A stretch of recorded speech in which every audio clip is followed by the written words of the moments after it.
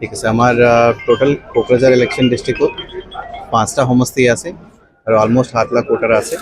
ইয়াত 5টা সমষ্টি 3টা সমষ্টি আমি দোতমা বাওকুংগুৰি আৰু কোকৰাঝাৰ ইয়াৰ পৰা আমি ইভিএম বিতৰণ কৰি আছোঁ আৰু ৰিমেইনিং 2টা সমষ্টি আছে পৰ্বতজোৰা আৰু গোসাইগাঁও।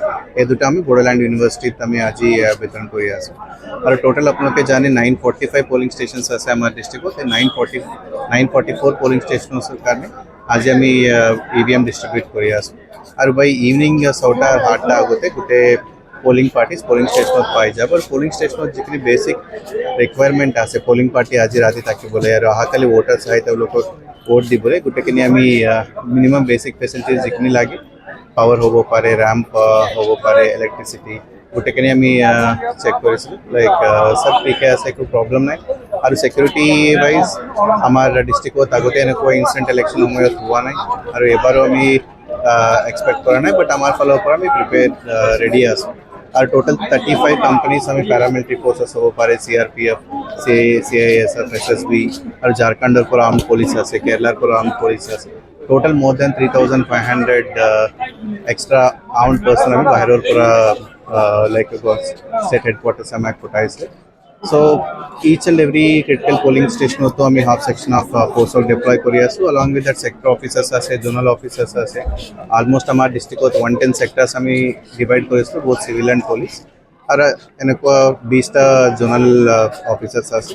so সকলোৰ লগত ফ'ৰ্চ থাকিব আৰু ইভিএম কিবা প্ৰব্লেম হ'লে ইমিডিয়েটলি এইটো ৰিজল্ভ কৰিবলৈ আমাৰ ছেক্টৰ অফিচাৰ, প্ৰেচিডিং অফিচাৰ সকলোকে আমি ট্ৰেইনিং দিছিলোঁ এণ্ড আমাৰ হায়দৰাবাদৰ পৰা টেকনিচিয়ানছো আছে ইয়াত, তেওঁলোকে কিবা প্ৰব্লেম হয় ইমিডিয়েটলি তেওঁলোকে ৰিজল্ভ কৰিব।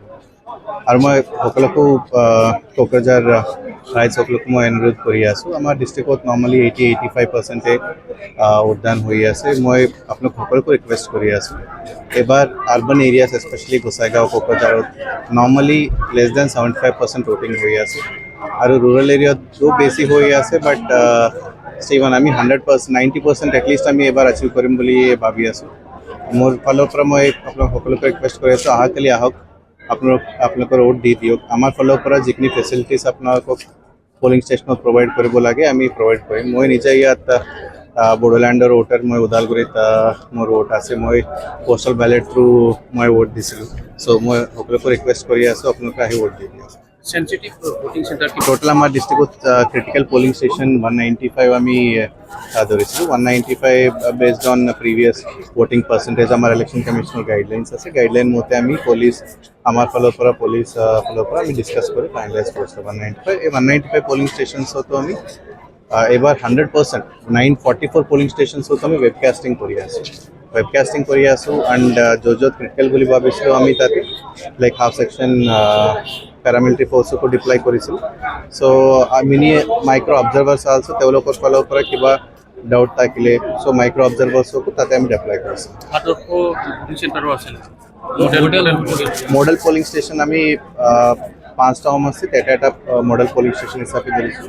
আমাৰ কোকৰাঝাৰৰ কাৰণে ইয়াত বেচিক ট্ৰেইনিং চেণ্টাৰ আমাৰ ইয়াতে আছে, এইটো মডেল পলিং ষ্টেচন হিচাপে আমি ধৰিছোঁ। Thank U.